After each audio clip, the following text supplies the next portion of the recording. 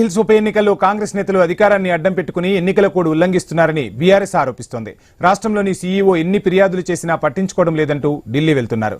సీఈసీని కలిసి సీఎం రేవంత్ రెడ్డి, మంత్రులు, కాంగ్రెస్ అభ్యర్థి సహా ఆ పార్టీ నేతలు ఎవరెవరు ఎప్పుడెప్పుడు ఎన్నికల నియమావళిని ఉల్లంఘించారో ఆధారాలతో సహా ఫిర్యాదు చేయాలని నిర్ణయించారు. ఇదే అంశానికి సంబంధించి ఫుల్ డీటెయిల్స్ మా ప్రతినిధి ఏవై స్వామి అందిస్తారు. స్వామి, చూస్తున్న మొత్తంగా బీఆర్ఎస్ కాంగ్రెస్ నేతలపై గుస్సా అవుతున్నట్టుగా తెలుస్తుంది. ఈ నేపథ్యంలోనే ఈసీని కూడా సంప్రదించే అవకాశాలు కనిపిస్తున్నాయి. ఫుల్ డీటెయిల్స్ ఏంటి?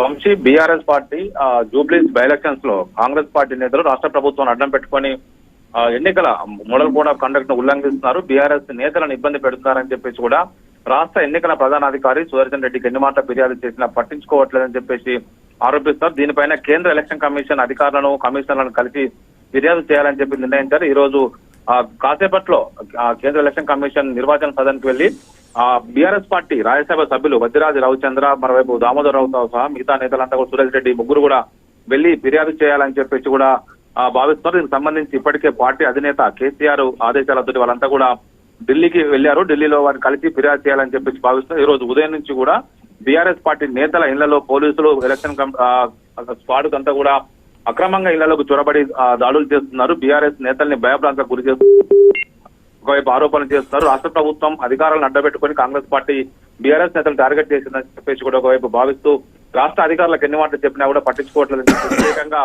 కేంద్ర ఎలక్షన్ కమిషన్ అధికారులకు ఫిర్యాదు చేయాలని చెప్పేసి ఢిల్లీ వెళ్లారు. Vamshi, thank you Swamy.